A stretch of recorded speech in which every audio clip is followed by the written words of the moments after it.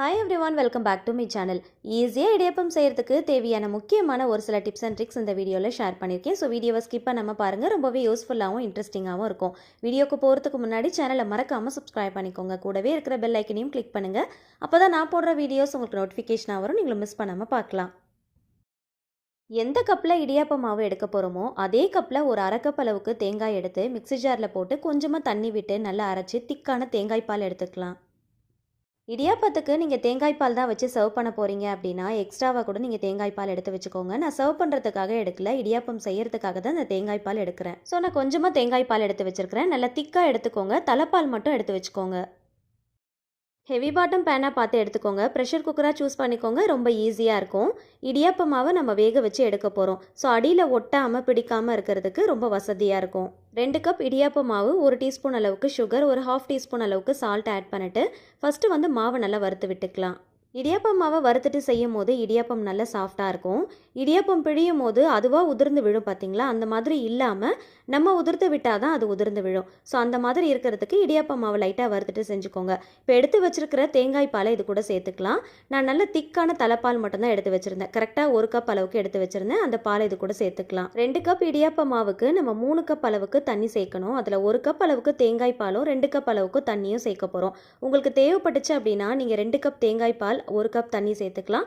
அப்படி இல்லைன்னா 3 கப்புமே நீங்கள் தேங்காய் பால் கூட சேர்த்துக்கலாம். ஃபஸ்ட்டு 1 கப் அளவுக்கு தேங்காய் பாலும் 1 கப் அளவுக்கு தண்ணியும் சேர்த்துட்டு ஃபஸ்ட்டு நல்லா மிக்ஸ் பண்ணிவிடுங்க. மிக்ஸ் பண்ணதுக்கு அப்புறமா கடைசியாக 1 கப் அளவுக்கு தண்ணி சேர்த்துட்டு அதுக்கப்புறமா நல்லா மிக்ஸ் பண்ணிவிட்டு ஸ்டவ் ஆன் பண்ணலாம். இடியாப்ப மாவை வறுத்ததுமே ஸ்டவ் ஆஃப் பண்ணிவிடுங்க. ஆஃப் பண்ணதுக்கு அப்புறமா 1 கப் அளவுக்கு தேங்காய் பால் 1 கப் அளவுக்கு தண்ணி சேர்த்து மிக்ஸ் பண்ணிவிட்டு அதுக்கப்புறம் மறுபடியும் 1 கப் அளவுக்கு தண்ணி சேர்த்து நல்லா மிக்ஸ் பண்ணிவிட்டு அதுக்கப்புறமா ஸ்டவ் ஆன் பண்ணுங்கள். இப்போ 1 டேபிள் ஸ்பூன் அளவுக்கு தேங்காய் எண்ணெய் சேர்த்துக்கலாம். தேங்காய் எண்ணெய்க்கு பதிலாக நீங்கள் நெய் கூட சேர்த்துக்கலாம். தேங்காய் பால் சேர்க்கறதுனால இடியாப்பம் நல்ல டேஸ்ட்டாக இருக்கும். நல்ல வெள்ளையாக நல்ல பூ மாதிரி இருக்கும். தேங்காய் எண்ணெய் சேர்க்கறதுனால இடியாப்பம் பிழியறதுக்கு ரொம்ப ஈஸியாக இருக்கும். மாவு நல்ல சாஃப்டாக இருக்கும். மாவு நல்ல சாஃப்டாக இருந்தாலே இடியாப்பமும் நல்ல சாஃப்டாக தான் இருக்கும். ஸோ சோடா உப்புலாம் சேர்க்காம ரொம்ப ஈஸியாக பிழியறதுக்கும் நல்ல வெள்ளையாக பூ மாதிரி இடியாப்பம் செய்யறதுக்கும் இந்த டிப்ஸ் எல்லாமே உங்களுக்கு ரொம்பவே யூஸ்ஃபுல்லாக இருக்கும். ஸோ இந்த பொருள் எல்லாத்தையுமே நீங்கள் மிஸ் பண்ணாமல் சேர்த்துக்கோங்க. தண்ணி தேங்காய் பால்லாம் சேர்த்ததும் ஸ்டவ் ஆன் பண்ணி ஃபுல் சிம் ஃப்ளேமில் வச்சு கைவிடாமல் மிக்ஸ் பண்ணிங்க அப்படின்னா இந்த மாதிரி கொஞ்சம் கொஞ்சமாக கட்டிப்பட ஆரம்பிக்கும். நல்ல ஓரளவுக்கு கட்டியானதும் ஸ்டவ் ஆஃப் பண்ணிடலாம். ஒரு 5 நிமிஷத்துக்குள்ளேயே மாவெல்லாம் சுருண்டு வந்துடும். ஸ்டவ் ஆஃப் பண்ணிவிட்டு வேறு ஒரு பாத்திரத்துக்கு நம்ம மாற்றிடலாம். ரொம்ப நேரம் வேக விட்டுட்டோம் அப்படின்னா ரொம்ப கட்டியான மாதிரி ஆகிடும். பிழியறதுக்கு ரொம்ப கஷ்டமாக இருக்கும். நம்ம சேர்க்குற தேங்காய் பால் தண்ணி எல்லாமே ரொம்ப ட்ரை ஆகிற அளவுக்கு மாவை வேக வைக்க தேவையில்லை. ஓரளவுக்கு நல்லா சாஃப்டாக இருக்கிற அளவுக்கு வேக வச்சு எடுத்துக்கோங்க. மூடி போட்டு ஒரு 10லேருந்து 15 நிமிஷத்துக்கு ரெஸ்ட் கொடுத்துடலாம். உள்ளே இருக்கிற அந்த ஹீட்லேயே மாவு நல்லா வெந்து வந்துடும். இப்போ கை வச்சு லைட்டாக மிக்ஸ் பண்ணி விட்டாலே போதும். மாவு எல்லாமே நல்லா ஒன்று சேர திரண்டு வந்துடும். இப்போ பிசையும் போது ரொம்ப ஈஸியாக இருக்கும். கொஞ்சமாக தேங்காய் எண்ணெயை கையில் அப்ளை பண்ணிக்கோங்க. தேங்காய் எண்ணெய்க்கு பதிலாக நீங்கள் நெய் கூட சேர்த்துக்கலாம். உங்களுக்கு எது பிடிக்குதோ அதை சேர்த்துக்கோங்க. தேங்காய் எண்ணெய் தேங்காய் பால்லாம் சேர்த்து பண்ணுறப்போ சாப்பிடும் போது ரொம்ப டேஸ்ட்டாக இருக்கும். வாய்ப்புண்ணு வயிற்று புண்ணு இருந்துச்சு அப்படின்னா அது நல்லா ஆற்றி கொடுக்கும். ரொம்ப போட்டு பிசையணும் அப்படிங்கிற அவசியம் இல்லை. கை வச்சு லைட்டாக பிசைஞ்சிட்டு எண்ணெய் சேர்த்துட்டு நல்லா ஒன்று சேர திரட்டினீங்க அப்படின்னா இந்த மாதிரி நல்லா உருண்டையாக வந்துடும். இப்போ மாவு எடுத்து பாருங்கள் எவ்வளோ சாஃப்டாக இருக்குன்னு. மாவு கையில் எடுத்து பார்க்கும்போது இந்த மாதிரி நல்லா சாஃப்டாக இருக்கணும். எந்த பக்கம் மடித்தாலும் இந்த மாதிரி மடிக்க வரணும். கையில் உருண்டை பிடிக்கும் போது கையிலேருந்து உதிர்ந்து கீழே விழக்கூடாது. நல்லா உருண்டை பிடிக்க வரணும். அதுதான் சரியான பக்குவம். இந்த மாவில் கொழுக்கட்டை கூட செய்யலாம். கொஞ்சம் கூட விரிசல் இல்லாமல் எவ்வளோ நேரம் ஆனாலும் கொழுக்கட்டை சாஃப்டாக இருக்கும். இடியாப்பத்துக்கு சர்வ் பண்ணுறதுக்கு நல்லா பர்ஃபெக்டாக மேட்ச் ஆகிற மாதிரி ஒரு சைட் டிஷ் எப்படி செய்யுதுன்னு பார்க்கலாம். இதுக்காக ப்ரெஷர் குக்கரில் கொஞ்சமாக எண்ணெய் நெய் சேர்த்துருக்கிறேன். பட்டை லவங்கம் ஏலக்காய் பிரிஞ்சி இலை அன்னாசிப்பூ கல்பாசி மட்டும் சேர்த்துக்கோங்க. 2 பெரிய வெங்காயத்தை பொடியாக நறுக்கிட்டு சேர்த்துக்கலாம். இது கூடவே ஒரே ஒரு பச்சை மிளகாயில் பாதி பச்சை மிளகாய் மட்டும் நறுக்கிட்டு சேர்த்துருக்கிறேன். உங்களுடைய காரத்துக்கு ஏற்றா போல் பார்த்து சேர்த்துக்கோங்க. சால்ட்டு சேர்த்து நல்லா வதக்கிக்கலாம். நல்ல கோல்டன் ப்ரௌன் ஆகணும். அதே சமயத்தில் ஆனியன் நல்லா கிறிஸ்பி ஆகிற அளவுக்கு வதக்கிக்கோங்க. இந்த அளவுக்கு நல்ல கோல்டன் ப்ரௌன் கலரில் வரணும். நல்ல கிறிஸ்பியாக இருக்கணும். அப்போ தான் இந்த ரெசிபிக்கு நல்ல டேஸ்ட் கிடைக்கும். இப்போ 1 டேபிள் ஸ்பூன் அளவுக்கு இஞ்சி பூண்டு பேஸ்ட்டு சேர்த்து ராஸ்மெல் போகிற அளவுக்கு நல்லா வதக்கிக்கலாம். 2 வெங்காயத்துக்கு 3 தக்காளி, நல்ல பழமான புளிப்பில்லாத தக்காளியாக பார்த்து எடுத்துக்கோங்க. நல்ல பேஸ்ட் போல் அரைச்சிட்டு இது கூட சேர்த்து நல்லா வதக்கிக்கலாம். தக்காளியோட அந்த பச்சை வாசனை போகிற அளவுக்கு நல்லா வதக்கிட்டு மசாலா பொருட்கள் சேர்த்துக்கலாம். மஞ்சள் தூள், காஷ்மீரி மிளகாய் தூள், தனியா தூள், ஜீரகத்தூள், கறி மசால் தூள். கறி மசால் தூள் வீட்லேயே வறுத்து அரைச்சது தான் நான் யூஸ் பண்ணியிருக்கிறேன். அதுக்கு பதிலாக நீங்கள் கரம் மசாலா கூட யூஸ் பண்ணிக்கோங்க. மசாலா எல்லாமே நல்லா சேர்த்ததுக்கப்புறம் நல்லா வதக்குங்க. எண்ணெய் நல்லா பிரிஞ்சு வர டைமில் ஒரு கைப்பிடி அளவுக்கு புதினா சேர்த்து நல்லா வதக்கிக்கோங்க. எல்லாமே நல்லா வதக்குனதுக்கு அப்புறமா வாஷ் பண்ணி வச்சிருக்கிற சிக்கனை இது கூட சேர்த்துக்கலாம். சிக்கனுக்கு பதிலாக நீங்கள் மட்டன் கூட சேர்த்து பண்ணலாம். மசாலா எல்லாமே சிக்கனில் நல்லா கோட் ஆகிற அளவுக்கு நல்லா பெரட்டி விட்டுட்டு ஒரு 5 நிமிஷத்துக்கு மசாலாலேயே நல்லா சிக்கனை வேக விடுங்க. இப்போ தேவையான அளவுக்கு தண்ணி சேர்த்துக்கலாம். சிக்கன் மூழ்கிற அளவுக்கு மட்டும் தண்ணி சேர்த்துக்கோங்க. கொஞ்சம் திக்கான கிரேவியாக தான் நான் பண்ண போகிறேன். ஸோ அதனால் கொஞ்சமாக தண்ணி சேர்த்துருக்கிறேன். நல்லா மிக்ஸ் பண்ணிவிட்டு உப்பு காரம் கரெக்டாக இருக்கான்னு செக் பண்ணி பார்த்துக்கோங்க. காரம் பத்தலை அப்படின்னா கொஞ்சம் போல் பச்சை மிளகாய் சேர்த்துக்கோங்க. சேர்த்துட்டு மூடி போட்டு ஒரு 2 விசில் மட்டும் வச்சு எடுத்துக்கலாம். ஒரு 50% மட்டும் குக் பண்ணி எடுத்துக்கோங்க. சிக்கனை ரொம்ப குக் பண்ணணும் அப்படிங்கிற அவசியம் இல்லை. ஜஸ்ட் ஒரு 50% மட்டும் குக் பண்ணி எடுத்துக்கோங்க. அகைன் நம்ம குக் பண்ண போகிறோம் ஓப்பன் பேன்லேயே வச்சு. இப்போ இது கூட 1 கப் அளவுக்கு ஊற வச்ச சன்னா சேர்த்துக்கோங்க. White chana or black chana எது வேணாலும் நீங்கள் சூஸ் பண்ணிக்கலாம். உங்களுடைய சாய்ஸ் தான். ஊற வச்சுட்டு சேர்த்துக்கோங்க. இப்போ இது கூடவே கொஞ்சமாக தேங்காய், முந்திரி, சோம்பு சேர்த்து நல்லா அரைச்சி வச்சிருக்கிறேன். அந்த பேஸ்ட்டையும் இது கூட சேர்த்து நல்லா மிக்ஸ் பண்ணிக்கலாம். சிக்கன் ஆல்ரெடி ஒரு 50% தான் நம்ம குக் பண்ணியிருக்கிறோம். ஸோ அதனால சிக்கன் நல்லா சாஃப்ட் ஆகணும். அதே சமயத்தில் நம்ம ஆட் பண்ணியிருக்கிற சன்னாவும் நல்லா குக் ஆகணும்.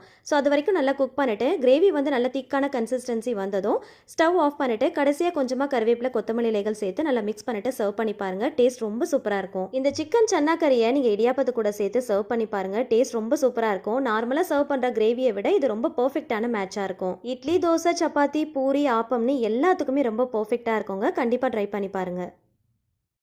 இந்த மாதிரி ஃபுட் கண்டெய்னர் ஏதாவது இருந்துச்சுன்னா எடுத்துக்கோங்க. யூஸ் அண்ட் த்ரோ பாக்ஸ்லாம் நம்ம நிறைய எடுத்து வச்சிருப்போம் இல்லையா? ஸோ அதுலேருந்து ஒரு பாக்ஸ் தான் நான் எடுத்துருக்கிறேன். இந்த பாக்ஸுடைய மூடி அப்படின்னா இந்த பாக்ஸ் கூட நீங்கள் சூஸ் பண்ணிக்கலாம். இடியாப்ப அச்சில் போடக்கூடிய இந்த தட்டு இருக்கு இல்லையா? அதோடைய ஷேப்க்கு ஏற்ற மாதிரி கட் பண்ணி எடுத்துக்கோங்க. எதில் கட் பண்ணாலும் பரவாயில்ல. மூடியை சூஸ் பண்ணிக்கிட்டீங்க அப்படின்னா கட் பண்ணுறது ரொம்ப ஈஸியாக இருக்கும். ஃபஸ்ட்டு ரேண்டமாக கட் பண்ணிக்கோங்க. அதுக்கப்புறம் கரெக்டாக அந்த ஷேப்க்கு ஏற்ற மாதிரி சிசர் யூஸ் பண்ணி கட் பண்ணிக்கோங்க. கரெக்டாக அந்த தட்டுடைய சைஸ்க்கு ஏற்ற மாதிரி நல்லா பர்ஃபெக்டாக கரெக்டாக கட் பண்ணிங்க அப்படின்னா கரெக்டாக அந்த ரவுண்டு ஷேப்க்கு வரும். ஸோ ரொம்ப கூடவும் இல்லாமல் குறையவும் இல்லாமல் கரெக்டாக கட் பண்ணி எடுத்துக்கோங்க. இடியாப்பா அச்சுலையும் தட்டுலையும் கொஞ்சமாக கோகோனட் ஆயில் அப்ளை பண்ணி எடுத்துக்கலாம். அப்போ தான் வந்து பிழியும் போது ரொம்ப ஈஸியாக இருக்கும். மாவும் ஒட்டாமல் இருக்கும். அச்சில் ஃபில் பண்ணுறதுக்கு ஏற்ற மாதிரி சிலிண்டர் ஷேப்பில் நல்லா உருட்டி எடுத்துக்கோங்க. அப்போ ஃபில் பண்ணும் போது ரொம்ப ஈஸியாக இருக்கும். ரொம்ப போட்டு டம்ப் பண்ணிடாமல் நல்லா வந்து கொஞ்சம் கொஞ்சமாக எடுத்து நல்லா ஃபில் பண்ணி எடுத்துக்கோங்க. 3/4 அளவுக்கு மட்டும் ஃபில் பண்ணுங்கள். ரொம்ப ஃபுல்லாக போட்டு ஃபில் பண்ணணும் அப்படிங்கிற அவசியம் இல்லை. 3/4 அளவுக்கு போட்டுட்டு மாவு நல்லா ஃபில் பண்ணதுக்கப்புறமா நம்ம கட் பண்ணி வச்சுருக்கோம் இல்லையா? அந்த பாக்ஸுடைய மூடி அதை வந்து இந்த மாதிரி உள்ளே ஃபஸ்ட்டு போட்டுக்கலாம். போட்டுட்டு கரெக்டாக வந்து ஃபிட் பண்ணிக்கோங்க. இது போட்டதுக்கப்புறமா மூடி போட்டு க்ளோஸ் பண்ணி எடுத்துக்கலாம்.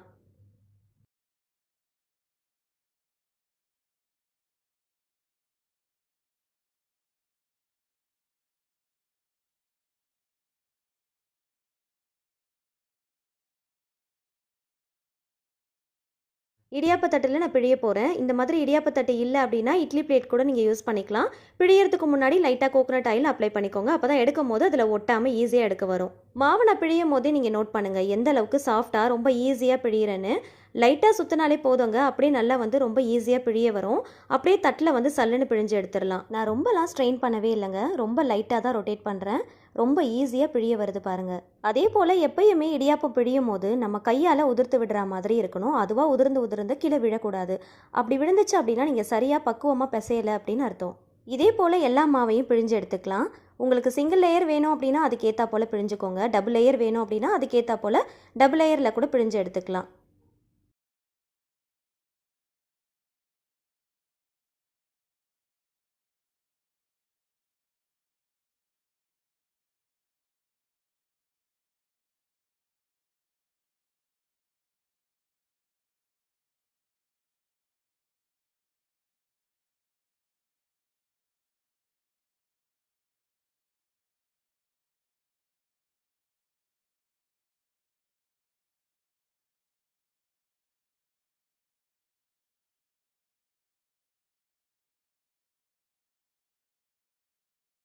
போட்ட மாவு ஃபுல்லாகவே நம்ம பிழிஞ்சு எடுத்துட்டோம். இப்போ அச்சை ஓப்பன் பண்ணி பார்க்கலாம்.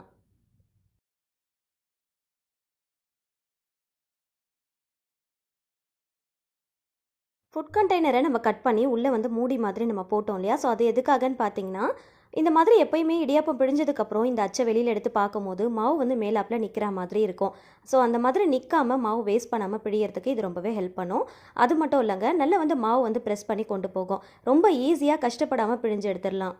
எப்பயுமே இடியாப்பம் பிழியும் போது கடைசி மாவு கொஞ்சமாக வேஸ்ட் ஆகும் இல்லையா? ஸோ அதை நம்ம அப்படியே தான் தூக்கி போடுவோம். ஸோ அந்த மாதிரி மாவு கொஞ்சம் கூட வேஸ்ட் பண்ணாமல் பிழியறதுக்கு இது ரொம்ப ஹெல்ப் பண்ணும். அது மட்டும் இல்லாமல் ரொம்ப ஈஸியாக ப்ரெஸ் பண்ணுறதுக்கு இது ரொம்பவே ஹெல்ப் பண்ணும். ஸோ இப்போ பாருங்கள், கொஞ்சம் கூட மாவு வேஸ்ட் பண்ணவே இல்லை.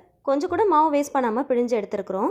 அந்த மூடியில் மட்டும்தான் லைட்டாக அந்த மாவு வந்து ஒட்டியிருக்கும். மற்றபடி ரொம்ப அதிகமாகலாம் மாவு வேஸ்ட் ஆகாது. கடைசி வரைக்கும் மாவை கொஞ்சம் கூட வேஸ்ட் பண்ணாமல் பிழியறதுக்கு இது ரொம்பவே ஹெல்ப் பண்ணும். எல்லா தட்டிலையுமே இடியாப்பத்தை பிழிஞ்சு எடுத்தாச்சு. ஸ்டாண்டில் வந்து ஃபிக்ஸ் பண்ணிக்கலாம். மாவை நல்லா வறுத்துட்டு வேக வச்சுட்டு தான் இடியாப்பத்தை பிழிஞ்சிருக்கிறோம். அதனால் ரொம்ப நேரம் வேக வைக்கணும் அப்படிங்கிற அவசியம் இல்லை. ஒரு 3 நிமிஷத்துலேருந்து 5 நிமிஷம் வரைக்கும் வேக வச்சா போதும். இடியாப்ப ஸ்டாண்டை உள்ளே வைக்கிறதுக்கு ஏற்றா போல் நல்லா அகலமாக ஹைட்டாக இருக்கிற மாதிரி பாத்திரத்தில் கொஞ்சமாக தண்ணி ஊற்றிக்கோங்க. நல்லா கொதிச்சு வரும்போது ஸ்டாண்டை உள்ளே வச்சுட்டு மூடி போட்டுடலாம். ஒரு 3லேருந்து 5 நிமிஷம் வேக வச்சா போதும். நான் கரெக்டாக ஒரு 3 நிமிஷம் தான் வேக வச்சு எடுத்துருக்கிறேன். 3 நிமிஷத்தில் 5 தட்டு இடியாப்பம் ரெடி ஆகிடுங்க. ரொம்ப ஈஸியாக செஞ்சிடலாம். பார்க்குறதுக்கும் எவ்வளோ வெள்ளையாக நல்லா சாஃப்டாக இருக்குது பாருங்கள். இடியாப்பத்தை பிழியறதுக்கு முன்னாடி லைட்டாக ஆயில் அப்ளை பண்ணிட்டு தான் நம்ம பிழிஞ்சோம் இல்லையா? ஸோ அதனால் பிளேட்டை வந்து திருப்பி போட்டு லைட்டாக தட்டினாலே போதும். இடியாப்பம் கொஞ்சம் கூட ஒட்டாமல் பிளேட்லேருந்து அப்படியே வந்துடும். இப்போ பார்க்குறதுக்கும் நல்ல நூல் மாதிரி எவ்வளோ சாஃப்டாக இருக்குது பாருங்கள். நல்ல மெல்லிஸாக இருக்கும். கண்டிப்பாக இதே போல் நீங்களும் ட்ரை பண்ணி பாருங்கள். ரொம்ப ட்ரையாலாம் இருக்காதுங்க, செம்ம சாஃப்டாக இருக்கும். எவ்வளோ நேரம் ஆனாலும் அந்த சாஃப்ட்னஸ் வந்து அப்படியே தான் இருக்கும். நல்ல துணி மாதிரி நல்ல சாஃப்டாக இருக்கும். பார்க்குறதுக்கும் நல்ல வெள்ளை வெள்ளைன்னு இருக்கும். சோடா உப்புலாம் சேர்க்கணும் அப்படிங்கிற அவசியமே இல்லை. கண்டிப்பாக இதே மெத்தடில் நீங்களும் ட்ரை பண்ணுங்கள். நம்ம ரெடி பண்ண சிக்கன் சன்னா கறியோடு சேர்த்து சர்வ் பண்ணும்போது டேஸ்ட் ரொம்ப சூப்பராக இருக்கும். உங்களுக்கு ஸ்வீட்டாக சாப்பிட்றது பிடிக்கும் அப்படின்னா தேங்காய் பால், நாட்டு சக்கரை, வெல்லம் கூட வச்சு நீங்கள் சர்வ் பண்ணிக்கோங்க. கொஞ்சம் பெரிய சைஸில் இடியாப்பம் பிழியணும் அப்படின்னு நினச்சிங்கன்னா சாதம் வடிக்கிற வடிகட்டியில் பிழிஞ்சுக்கோங்க. அதுக்கு மேலே ஸ்டீமர் பிளேட்லேயும் ஒரு இடியாப்பத்தை பிழிஞ்சு வச்சுக்கலாம். அப்படி இல்லைன்னா நார்மலாக பிளேட் வச்சுருப்பீங்க இல்லையா, அதை கூட பிழிஞ்சிட்டு இந்த சாதம் வடிக்கிற வடிகட்டி மேலே நம்ம வச்சிடலாம். இந்த மாதிரி பெரிய பாத்திரம் யூஸ் பண்ணோம் அப்படின்னா ட்ரிபிள் லேயரில் கொஞ்சம் பெரிய சைஸில் இடியாப்பம் பண்ணிடலாம். ஸோ ரொம்ப ஈஸியாக வேலை முடிஞ்சிடும். ஸோ 3 இடியாப்பம் பிழிஞ்சு அதுக்கான டைம் வேஸ்ட் பண்ணுறதை விட இந்த மாதிரி ஒரே இடியாப்பமாக பெருசாக பிழிஞ்சிட்டோம் அப்படின்னா 2 பேருக்கு கூட நம்ம ஷேர் பண்ணிக்கலாம். ஒரு மிக்சிங் பவுலில் 2 கப் அளவுக்கு இடியாப்ப மாவு சேர்த்துருக்கிறேன். இப்போ இந்த மாவுக்கு தேவையான அளவுக்கு சால்ட்டு சேர்த்து நல்லா மிக்ஸ் பண்ணி எடுத்துக்கலாம். ஒரு பாத்திரத்தில் 3 கப் அளவுக்கு வாட்டர் சேர்த்துக்கலாம். 1 கப் இடியாப்ப மாவுக்கு 1.5 கப் அளவுக்கு வாட்டர் எடுத்துக்கோங்க. நான் 2 கப் அளவுக்கு இடியாப்ப மாவு எடுத்திருந்தேன், அதனால 3 கப் அளவுக்கு வாட்டர் சேர்த்துருக்கிறேன். வாட்டருடைய ரேஷியோ கொஞ்சம் கூட குறைய ஆனாலும் கவலை இல்லைங்க. இந்த மாதிரி மெத்தடில் நீங்கள் செய்யும் போது எக்ஸ்ட்ராவாக நீங்கள் தண்ணி சேர்த்துட்டா கூட பக்குவமாக பார்த்து பிசைஞ்சு எடுத்துடலாம். அந்தளவுக்கு ஒரு சூப்பரான ஒரு டிப்பு தான் இது. இது கூட ஒரு 2 டீஸ்பூன் அளவுக்கு தேங்காய் எண்ணெய் சேர்த்துருக்கிறேன். தேங்காய் எண்ணெய்க்கு பதிலாக நீங்கள் நெய் கூட சேர்த்துக்கலாம். இந்த மாதிரி சேர்த்து நல்லா கலந்து விட்டு நம்ம செய்யும் போது இடியாப்பம் வந்து நல்லா வாசனையாக இருக்கும். சாப்பிட்றதுக்கும் நல்லா டேஸ்ட்டாக இருக்கும். இப்போ ஒரு சின்ன பவுலில் ஒரு 2 டீஸ்பூன் அளவுக்கு கார்ன்ஃப்ளவர் எடுத்துக்கோங்க. அது கூட கொஞ்சமாக தண்ணி சேர்த்து கட்டி இல்லாமல் தனியாக கரைச்சி எடுத்து வச்சுக்கோங்க. இந்த கார்ன்ஃப்ளவரை எதுக்காக யூஸ் பண்ண போகிறோம் அப்படிங்கிறத நான் உங்களுக்கு சொல்கிறேன். கார்ன்ஃப்ளவர் இல்லை அப்படின்னா இதுக்கு பதிலாக மைதா மாவு இல்லைன்னா கோதுமை மாவு கூட நீங்கள் எடுத்துக்கலாம். 2 ஸ்பூன் அளவுக்கு மட்டும் எடுத்து தனியாக கரைச்சி எடுத்து வச்சுக்கோங்க. இப்போ தண்ணி வந்து லைட்டாக ஹீட் ஆகும் போதே நம்ம கரைச்சி வச்சிருக்கிற மாவை இது கூட சேர்த்து நல்லா கலந்து விட்டுக்கலாம். தண்ணி ரொம்ப கொதிக்கக்கூடாது. லைட்டாக சூடாகும் போதே நம்ம கரைச்சி வச்சிருக்கிற மாவை இது கூட சேர்த்து லைட்டாக கலந்து விடுங்க. இந்த மாதிரி சேர்க்கும் போது லைட்டாக வந்து கலங்கலாக இருக்கிற மாதிரி இருக்கும். ஸோ இந்த ஸ்டேஜ்லேயே ஸ்டவ் ஆஃப் பண்ணிவிட்டு இடியாப்ப மாவை இது கூட சேர்த்து நல்லா கலந்து விட்டுக்கலாம். கார்ன்ஃப்ளவர் சேர்க்கறதுனால இடியாப்பம் நல்லா வெள்ளையாக இருக்கும். நல்ல ஒரு ஷைனிங்கான லுக்கு கிடைக்கும். அதே போல் நாள் முழுக்க வறண்டு போகாமல் நல்லா சாஃப்டாக இருக்கிறதுக்கு இது ரொம்பவே ஹெல்ப்ஃபுல்லாக இருக்கும். இதே டிப்பை நீங்கள் கொழுக்கட்டை செய்யும் போதும் யூஸ் பண்ணிக்கலாம். கொழுக்கட்டை விரிசல் விடாமல் செய்யறதுக்கு இந்த மாதிரி கார்ன்ஃப்ளவர் சேர்த்துக்கிட்டீங்க அப்படின்னா கொழுக்கட்டை செய்யும் போது கொஞ்சம் கூட விரிசல் வரவே வராது. அதே போல் கார்ன்ஃப்ளவர் சேர்த்த உடனே ரொம்ப கொதிக்க விட்டுறாமல் ஸ்டவ் ஆஃப் பண்ணிவிட்டு இடியாப்ப மாவு சேர்த்துக்கோங்க. இடியாப்ப மாவு சேர்த்ததுக்கு அப்புறமா நம்ம ஸ்டவ் ஆன் பண்ணிக்கலாம். சப்போஸ் நீங்கள் பிகினஸாக இருக்கீங்க அப்படின்னா இந்த மெத்தடில் ட்ரை பண்ணி பாருங்கள். சொதப்பாமல் ரொம்ப சூப்பராக வரும். எக்ஸ்ட்ராவாக வாட்டர் ஆட் பண்ணிட்டா கூட கவலையே இல்லை. பார்த்து பக்குவமாக செய்யறதுக்கு இந்த டிப் கண்டிப்பாக உங்களுக்கு ரொம்ப ரொம்ப யூஸ்ஃபுல்லாக இருக்கும். ஸ்டவ் ஆன் பண்ணிவிட்டு கலந்து விடுங்க. எவ்வளோ தண்ணி சேர்த்துருந்தாலும் நல்லா வந்து கெட்டியாகிற அளவுக்கு நல்லா கலந்து விட்டுக்கோங்க. இந்த மெத்தடில் செய்யும் போது எக்ஸ்ட்ராவாக வாட்டர் நம்ம ஆட் பண்ணிட்டா கூட மாவு வந்து பார்த்திங்கன்னா இந்த மாதிரி ஸ்டவ் ஆன் பண்ணிவிட்டு கிளறும் போது மாவு தண்ணி நல்லா உறிஞ்சிரும். நமக்கு பக்குவம் வந்து ரொம்ப கரெக்டாக வந்துடும். சேர்த்துருந்த தண்ணி எல்லாத்தையுமே மாவு உறிஞ்சிருச்சு. இந்த அளவுக்கு கொஞ்சம் சாஃப்டாக இருக்கும் போதே ஸ்டவ் ஆஃப் பண்ணிடலாம். ரொம்ப கெட்டியாகிற அளவுக்கு நீங்கள் கலக்க வேண்டாம். இந்த அளவுக்கு நல்லா சாஃப்டாக இருக்கும் போதே ஸ்டவ் ஆஃப் பண்ணிவிட்டு மூடி போட்டு வச்சுருங்க. ஆல்ரெடி வந்து மாவு நல்லா வெந்து தான் வந்திருக்கும். இந்த ஹீட்லேயே மாவு இன்னும் கொஞ்சம் நல்லா வெந்து வந்துடும். கை பொறுக்கிற சூடு வரும்போது கையில் கொஞ்சமாக ஆயில் அப்ளை பண்ணிவிட்டு லைட்டாக கலந்து விட்டாலே போதும். ரொம்ப போட்டு பிசையணும் அப்படிங்கிற அவசியம் இல்லை.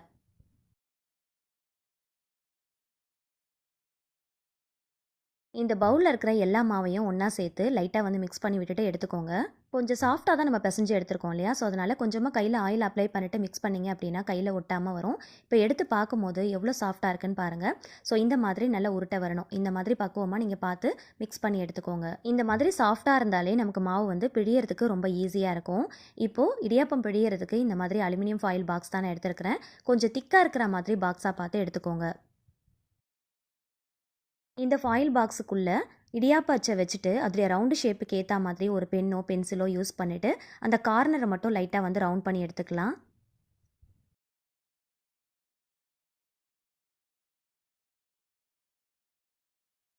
நம்ம யூஸ் பண்ணுற இடியாப்ப அச்சுடைய அந்த ஷேப்புக்கு வந்து வரைஞ்சி எடுத்துகிட்டு இந்த மாதிரி ஒரு நைஃப் யூஸ் பண்ணி கட் பண்ணி எடுத்துக்கோங்க. கரெக்டாக அந்த ஷேப்புக்கு ஏற்ற மாதிரி கட் பண்ணி எடுத்துக்கோங்க. கரெக்டாக வரைஞ்சிருக்கிற அந்த ரவுண்ட் ஷேப்க்கு ஏற்ற மாதிரி பர்ஃபெக்டாக கட் பண்ணி எடுத்துக்கோங்க. கம்மியாகவும் கட் பண்ணிடாதீங்க, அதிகமாகவும் கட் பண்ணிடாதீங்க. கரெக்டாக அந்த ஷேப்புக்கு ஏற்ற மாதிரி கட் பண்ணி எடுத்துக்கலாம். இடியாப்ப அச்சுலையும் உள்ளே போடக்கூடிய அந்த பிளேட்லையும் லைட்டாக கோகோனட் ஆயில் அப்ளை பண்ணி எடுத்துக்கலாம். கோகோனட் ஆயிலுக்கு பதிலாக நீங்கள் கீ கூட அப்ளை பண்ணிக்கலாம். அச்சில் மாவு போட்டு பிழியும் போது ரொம்ப ஈஸியாக பிழியறதுக்கு ஒரு டிப் நான் சொல்லியிருக்கிறேன். ஸோ வீடியோவை ஸ்கிப் பண்ணாமல் பாருங்கள்.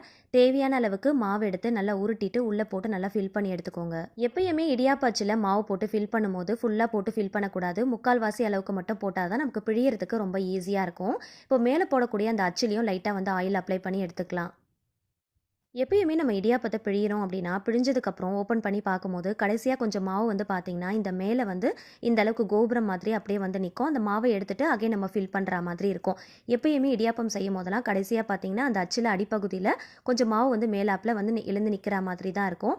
ஸோ அதை வந்து அவாய்ட் பண்ணுறதுக்கு தான் இந்த அலுமினியம் ஃபாயில் பாக்ஸை நம்ம யூஸ் பண்ண போகிறோம். இதை ரவுண்டு ஷேப்பில் கட் பண்ணி வச்சுருந்தோம் இல்லையா, அதை வந்து இந்த மாவுக்கு மேலே போட்டு நல்லா ஃபில் பண்ணி எடுத்துக்கோங்க. ஃபில் பண்ணிவிட்டு அதுக்கப்புறமா அச்சை போட்டு நல்லா டைட்டாக வந்து ஃபிக்ஸ் பண்ணிக்கலாம். ஸோ அந்த ஃபாயில் பாக்ஸை கட் பண்ணும்போது கரெக்டாக அந்த ரவுண்டு ஷேப்க்கு ஏற்ற மாதிரி பர்ஃபெக்டாக கட் பண்ணால் மட்டும்தான் நமக்கு யூஸ் ஆகும். ரொம்ப சின்னதாக கட் பண்ணிட்டீங்க அப்படின்னா கண்டிப்பாக அது வேஸ்ட் ஆயிரும். டைட்டாக க்ளோஸ் பண்ணி ஃபிக்ஸ் பண்ணி எடுத்துக்கோங்க. இடியாப்ப தட்டு வச்சுருந்தீங்க அப்படின்னா அதில் பிழிஞ்சு எடுத்துக்கோங்க. அப்படி இல்லைனா இட்லி பிளேட் இருந்துச்சு அப்படின்னா அதில் கூட நீங்கள் பிழிஞ்சு எடுத்துக்கலாம். இடியாப்பத்தை நான் உங்களுக்கு பிழிஞ்சு காட்டுறேன். எந்த அளவுக்கு நான் சாஃப்டாக பிழிகிறேன்றதை நீங்களே பாருங்கள். ரொம்ப ரொம்ப சாஃப்டாக இருக்குங்க. மாவு பிழியும் போது அந்த டைட்னஸ் வந்து நமக்கு தெரியவே தெரியாது. மாவு பிழியறதே நமக்கு தெரியாது. அச்சு வந்து நீங்கள் ரொட்டேட் பண்ணாலே போதும், ரொம்ப ரொம்ப ஈஸியாக வந்துடும். நல்ல வாழை நார் மாதிரி நல்ல நீளமாக வரும் பாருங்கள்.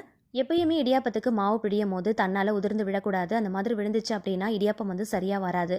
நீங்கள் பக்குவமாக பிசைஞ்சு நீங்கள் பிழிஞ்சிங்க அப்படின்னா கையால் நீங்களே வந்து கட் பண்ணி விடுற மாதிரி இருக்கணும். அதுதான் வந்து சரியான பக்குவம்.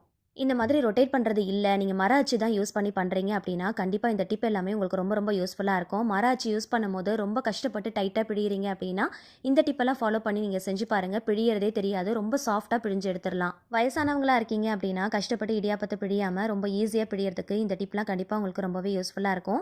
எவ்வளோ சூப்பராக இருக்குது பாருங்கள். நல்ல நீளமாக நல்ல லாங் ஸ்ட்ரிங்காக இருக்குது பாருங்கள். ஸோ நல்லா வந்து சாஃப்டாக வரும், ரொம்ப ஈஸியாக பிழிஞ்சு எடுத்துடலாம். இதே போல் எல்லாத்தையுமே பிழிஞ்சு எடுத்துக்கோங்க. இந்த மாதிரி ரொட்டேட் பண்ணி அச்சை விட மர அச்சு யூஸ் பண்ணி பிழிகிறவங்களுக்கு கண்டிப்பாக இந்த டிப் ரொம்பவே யூஸ்ஃபுல்லாக இருக்கும். இதே மாதிரி நீங்களும் செஞ்சு பாருங்கள். ரொம்ப ரொம்ப ஈஸியாக இருக்கும். இடியாப்பம் பிழிகிறது ரொம்ப கஷ்டமாக இருக்கும் அப்படிங்கிறதுக்காகவே நிறைய பேர் இடியாப்பத்தை வீட்டில் செய்ய மாட்டாங்க, கடையில் தான் வாங்குவாங்க. ஆனால் இந்த சின்ன சின்ன டிப்ஸ் எல்லாம் ஃபாலோ பண்ணி செஞ்சு பாருங்கள். எவ்வளோ இடியாப்பம் வேணுனாலும் செஞ்சு அடிக்கிடலாம். நான் டபுள் லேயரில் பிழிஞ்சு எடுத்துருக்கிறேன். உங்களுக்கு வேணும் அப்படின்னா சிங்கிள் லேயரில் கூட நீங்கள் இடியாப்பத்தை பிழிஞ்சு எடுத்துக்கலாம். இப்போ நம்ம வந்து உள்ளே அலுமினியம் ஃபாயில் பாக்ஸ் போட்டிருந்தோம் இல்லையா, அது எதுக்காக அப்படிங்கிறத நான் உங்களுக்கு சொல்கிறேன். இப்போது நான் இது வந்து உங்களுக்கு ஓப்பன் பண்ணி காட்டுறேன் பாருங்கள். எப்பயுமே இடியாப்பம்லாம் பிழிஞ்சதுக்கப்புறமா அச்சை ஓப்பன் பண்ணி பார்க்கும்போது மேலாப்பில் அந்த அச்சு தட்டில் லைட்டாக வந்து மாவு மேலாப்பில் வந்து நிற்கும் இல்லையா, ஸோ அந்த மாதிரி வராமல் அவாய்ட் பண்ணுறதுக்காக தான் இந்த அலுமினியம் ஃபாயில் பாக்ஸை நம்ம உள்ளே போட்டிருந்தோம். அந்த பாக்ஸ் வந்து அப்படியே டம்ப் பண்ணி கொண்டு போகும், மாவு வந்து நல்லா ப்ரெஸ் பண்ணும். ஸோ அதனால் நமக்கு வந்து இந்த மாதிரி மேலாப்பில் மாவு வந்து நிற்கவே நிற்காது. நம்ம எடுத்துகிட்டு அகைன் வந்து ரீஃபில் பண்ணணும் அப்படிங்கிற அவசியமே இருக்காது. கடைசியில் கொஞ்சம் கூட மாவு வந்து மிச்சம் வைக்காமல் ப்ரெஸ் பண்ணி கொண்டு போகிறதுக்கும் அதே போல் மாவு வந்து நல்லா டம்ப் பண்ணி ரொம்ப ஈஸியாக பிழியறதுக்கும் கண்டிப்பாக இந்த அலுமினியம் ஃபாயில் பாக்ஸ் ரொம்பவே ஹெல்ப்ஃபுல்லாக இருக்கும். கண்டிப்பாக இந்த மாதிரி நீங்கள் ஒரு தடவை ட்ரை பண்ணி பாருங்கள். ஒவ்வொரு வாட்டியும் இடியாப்பம் பிழியும் போது மிச்சமாகிற மாவை எடுத்து போட்டு பண்ணுறதுல என்ன பெருசாக இருக்க போகுது அப்படிங்கிறத நீங்கள் யோசிக்கலாம். ஆனால் கடைசியாக இடியாப்பம் பிழியும் போது மிச்சமாகிற மாவை நம்ம கண்டிப்பாக தூக்கி தான் போடுவோம் இல்லையா, ஸோ கடைசி வரைக்கும் மாவை வேஸ்ட் பண்ணாமல் நம்ம பண்ணுறதுக்கு இந்த டிப் ரொம்பவே யூஸ்ஃபுல்லாக இருக்கும். இடியாப்பத்தை கஷ்டப்படாமல் பிழியறதுக்கு இது ப்ரெஸ் பண்ணுறதுக்கு ரொம்ப ரொம்ப ஹெல்ப் பண்ணும். ஸோ ஒரு முறை ட்ரை பண்ணி பாருங்கள், ரொம்பவே சூப்பராக ஒர்க் அவுட் ஆகும். இட்லி பாத்திரத்தில் கொஞ்சமாக தண்ணி வச்சு நல்லா கொதிச்சு வரும்போது இட்லி பிளேட்டை திருப்பி போட்டுட்டு அதுக்கப்புறமா இடியாப்ப பிளேட்டை உள்ளே வச்சு ஒரு 5 நிமிஷத்துக்கு மட்டும் ஸ்டீம் பண்ணி எடுத்துக்கலாம். ஆல்ரெடி வந்து மாவு நல்லா வெந்து தான் வந்திருக்கு, அதனால 5 நிமிஷத்துக்கு மட்டும் ஸ்டீம் பண்ணால் போதும். இந்த இடியாப்பத்துக்கு சர்வ் பண்ணுற மாதிரி ஒரு சிக்கன் தண்ணி குழம்பு எப்படி செய்யுதுன்னு பார்க்கலாம். இதுக்கு 1 ஸ்பூன் மிளகு, 2 ஸ்பூன் தனியா, ஒரு கைப்பிடி அளவுக்கு அரிசி, காரத்துக்கு ஏற்றா போல் காஞ்ச வத்தல், ஒரு சின்ன துண்டு பட்டை, ஒரு 4 போல் லவங்கம், ஒரே ஒரு ஏலக்காய், 1/2 ஸ்பூன் சோம்பு, 1 ஸ்பூன் ஜீரகத்தை நல்லா ட்ரை ரோஸ்ட் பண்ணி எடுத்துக்கலாம். அரிசி நல்லா பொரிஞ்சு வர அளவுக்கு நல்லா ட்ரை ரோஸ்ட் பண்ணிக்கோங்க. ட்ரை ரோஸ்ட் பண்ணிவிட்டு தனியாக வந்து ஒரு பிளேட்டுக்கு மாற்றிடலாம். சேம் பேனில் கொஞ்சமாக நல்லெண்ணெய் சேர்த்துக்கலாம். ஆயில் சூடானதும் ஒரு கைப்பிடி சின்ன வெங்காயம், ஒரு கைப்பிடி நறுக்கின தேங்காய், கொஞ்சமாக கருவேப்பிலை, ஒரு சின்ன துண்டு இஞ்சி, 5 பல்லு பூண்டு, இது எல்லாமே சேர்த்து நல்ல பொன்னிறம் ஆகிற அளவுக்கு நல்லா வறுத்துட்டு ஆல்ரெடி ட்ரை ரோஸ்ட் பண்ணி வச்சுருக்கோம் இல்லையா, அது கூட சேர்த்து கொஞ்சமாக தண்ணி விட்டு நல்லா ஃபைன் பேஸ்ட்டாக அரைச்சி தனியாக எடுத்து வச்சுக்கலாம். ஒரு பாத்திரத்தில் நம்ம வறுத்த ஆயிலை சேர்த்துட்டு அது கூட எக்ஸ்ட்ராவாக இன்னும் கொஞ்சம் ஆயிலும் சேர்த்துக்கோங்க. கொஞ்சமாக கல்பாசி மட்டும் சேர்த்துக்கோங்க. ஒரு 10லேருந்து 15 போல் சின்ன வெங்காயம், கருவேப்பிலை, கல்லுப்பு சேர்த்து நல்லா கிறிஸ்பி ஆகிற அளவுக்கு நல்லா வறுத்துக்கோங்க. 3 தக்காளி பழத்தை நல்ல பெரிய பெரிய பீசஸாக கட் பண்ணி வச்சுருக்கேன், அதையும் சேர்த்து நல்லா வதக்கிக்கலாம். இந்த குழம்பு செய்யறதுக்கு ஒரு 1/4 கிலோ அளவுக்கு மட்டும் சிக்கன் எடுத்து நல்லா சுத்தமாக வாஷ் பண்ணிட்டு எடுத்து வச்சிருக்கிறேன். அதையும் இது கூட சேர்த்து ஒரு பெரட்டிக்கலாம். 1/4 ஸ்பூன் அளவுக்கு மஞ்சள் பொடி சேர்த்து நல்லா பெரட்டிட்டு காரத்துக்கு ஏற்றா போல் காஷ்மீரி ரெட் சில்லி சேர்த்துக்கோங்க. மட்டன் மசாலா இருந்துச்சுன்னா ஒரு 2 டேபிள் ஸ்பூன் அளவுக்கு மட்டும் சேர்த்து நல்லா வதக்கி விட்டுக்கலாம். மசாலா வாசனை போகிற அளவுக்கு நல்லா வதக்கிட்டு நம்ம அரைச்சி வச்சிருக்கிற பேஸ்ட்டையும் சேர்த்துக்கலாம். நல்லா தாராளமாக தண்ணி சேர்த்துக்கோங்க. சேர்த்துட்டு மூடி போட்டு ஒரு 20 நிமிஷத்துக்கு மீடியம் ஃப்ளேமில் வச்சு நல்லா கொதிக்க விடுங்க. இதை இந்த மாதிரி ஓப்பன் பேன்லேயும் குக் பண்ணலாம். தேவைப்பட்டால் ப்ரெஷர் குக்கும் பண்ணிக்கலாம். கடைசியாக கொஞ்சமாக நறுக்கின கொத்தமல்லி இலைகள் தூவிட்டு நல்லா மிக்ஸ் பண்ணிட்டு சர்வ் பண்ணிக்கோங்க. எடுத்து பார்க்கும்போது இந்த அளவுக்கு தண்ணியான கன்சிஸ்டன்சியில் இருக்கணும். இட்லி, தோசை, சப்பாத்தி, பூரி, இடியாப்பத்துக்கு அல்டிமேட்டாக இருக்கும். கண்டிப்பாக ட்ரை பண்ணி பாருங்கள். 20 நிமிஷம் வேக வச்சாலே போதும். சிக்கன் நல்லா சாஃப்டாக பஞ்சு போல் வெந்து வந்திருக்கும். இதே போல் மசாலாவை வறுத்து அரைச்சி சிக்கன் தண்ணி குழம்பு ஒரு தடவை செஞ்சு பாருங்கள். செம்ம டேஸ்ட்டாக இருக்கும். மட்டன்லேயும் இதே போல் நீங்கள் செய்யலாம். இதே ஸ்வீட்டாக சாப்பிட்றது பிடிக்கும் அப்படின்னா ஆப்பம், இடியாப்பத்துக்கு தேங்காய் பால் தான் நம்ம செய்வோம் இல்லையா? அந்த மாதிரி செய்யும் போது இந்த ஒரு சின்ன டிப்பை ஃபாலோ பண்ணிக்கோங்க. தேங்காயை நறுக்கிட்டு மிக்ஸி ஜாரில் போட்டதுக்கப்புறமா ஒரு சிட்டிகை அளவுக்கு கல் உப்பு சேர்த்துக்கோங்க. கொஞ்சம் கைப்பொறுக்கிற சூடு இருக்கிற மாதிரி வெதுவெதுப்பான தண்ணி சேர்த்து அரைச்சிட்டு தேங்காய் பால் எடுத்தீங்க அப்படின்னா நல்ல திக்காக இருக்கும். அதே மாதிரி அதிகமான குவான்டிட்டியில் நமக்கு தேங்காய் பால் கிடைக்கும். எப்பயும் தேங்காய் பால் எடுக்கும் போது 2 டைம்ஸ் கிட்ட தண்ணி ஊற்றிட்டு அரைச்சிட்டு தேங்காய் பால் எடுப்போம். தலைப்பால்னு ஒன்று எடுப்போம். செகண்ட் டைம்ஸ் ஒரு தடவை அரைச்சிட்டு எடுப்போம். ஆனால் இந்த மாதிரி கொஞ்சமாக கல் உப்பும் வெதுவெதுப்பான தண்ணியும் சேர்த்து எடுக்கும் போது 3 டைம்ஸ் கிட்ட நீங்கள் தண்ணி ஊற்றி தாராளமாக அரைச்சிட்டு தேங்காய் பால் எடுக்கலாம். நல்லா திக்காக இருக்கும். அதிகமான குவான்டிட்டிலையும் நமக்கு கிடைக்கும். இது கூட கொஞ்சமாக நாட்டு சக்கரை, ஏலக்காய் சேர்த்து சர்வ் பண்ணிங்கன்னா ரொம்ப நல்லாயிருக்கும். கண்டிப்பாக ஒரு தடவை ட்ரை பண்ணி பாருங்கள். 5 நிமிஷம் கழித்து ஓப்பன் பண்ணி பார்த்தீங்கன்னா இடியாப்பம் நல்லா வெந்து வந்திருக்கும். ஸோ இதை அப்படியே எடுத்துகிட்டு நம்ம சர்வ் பண்ணிக்கலாம். இடியாப்பம் நல்லா வெள்ளையாக சாஃப்டாக வரணுன்றதுக்காக சோடா உப்புலாம் சேர்ப்பாங்க. அந்த மாதிரி நீங்கள் எதுவுமே சேர்க்க தேவையில்லை. 2 ஸ்பூன் கார்ன்ஃப்ளவர் சேர்த்தாலே போதும். நல்ல வெள்ளை வெள்ளையில்னு இருக்கும். நல்ல சாஃப்டாகவும் இருக்கும். நாள் முழுக்க வறண்டு போகாமல் அப்படி நல்ல நூல் மாதிரி இருக்குங்க. எடுத்து பார்க்கும்போது நல்ல துணி மாதிரி இருக்கும். ஸோ இந்த குட்டி குட்டி டிப்ஸ் எல்லாம் நீங்கள் ஃபாலோ பண்ணி செஞ்சு பாருங்கள். ரொம்ப சூப்பராக செஞ்சிடலாம். உண்மையை சொல்லப்போனால் இடியாப்பம் செய்கிறது ரொம்ப ரொம்ப ஈஸிங்க. சட்டுப்புட்டுன்னு செஞ்சு முடிச்சிடலாம். ஸோ இந்த டிப்ஸ் எல்லாமே நீங்களும் ஃபாலோ பண்ணி செஞ்சு பாருங்கள். இனிமேல் கடைகளில் நீங்கள் வாங்கவே மாட்டீங்க. வீட்டிலேயே செஞ்சு அடிக்கலாம். இந்த மாதிரி ஸ்டீம் பண்ணி சாப்பிட்ற இந்த மாதிரியான ஃபுட் எல்லாமே நீங்கள் எடுத்துக்கோங்க. ரொம்ப ஹெல்த்தியும் கூட. இட்லி பிளேட்டு யூஸ் பண்ணியும் கொஞ்சம் பிழிஞ்சு எடுத்துருக்கிறேன். அதையும் நான் உங்களுக்கு டிஸ்பிளே பண்ணியிருக்கேன் பாருங்கள். நல்ல மெத்துன்னு நல்ல சாஃப்டாக சூப்பராக வந்திருக்கு. இடியாப்பம் தட்டு இல்லை அப்படின்னா இட்லி பிளேட்டில் கூட நீங்கள் தாராளமாக பிழிஞ்சு எடுத்துக்கலாம். ஸோ இந்த வீடியோவில் எனக்கு தெரிஞ்ச நான் ஃபாலோ பண்ணுற A to Z எல்லா டிப்ஸுமே நான் ஷேர் பண்ணியிருக்கிறேன். ஸோ இந்த டிப் எல்லாமே நீங்களும் ஃபாலோ பண்ணி செஞ்சு பாருங்க. ரொம்ப சூப்பரா செய்யலாம். இந்த வீடியோ உங்களுக்கு ரொம்பவே யூஸ்ஃபுல்லா இருக்கும்னு நினைச்சீங்கன்னா மறக்காம வீடியோக்கு ஒரு லைக் கொடுங்க. ஃபேமிலி அண்ட் ஃப்ரெண்ட்ஸ் கூட ஷேர் பண்ணிக்கோங்க. ட்ரை பண்ணி பார்த்துட்டு ஃபீட்பேக் ஷேர் பண்ணுங்க. இந்த மாதிரி இன்னும் யூஸ்ஃபுல்லான இன்ட்ரெஸ்டிங்கான டிப்ஸ் அண்ட் ட்ரிக்ஸ் தெரிஞ்சுக்க என்னோட சேனலை மறக்காம சப்ஸ்கிரைப் பண்ணிட்டு தொடர்ந்து சப்போர்ட் பண்ணுங்க. Thank you so much. Keep watching.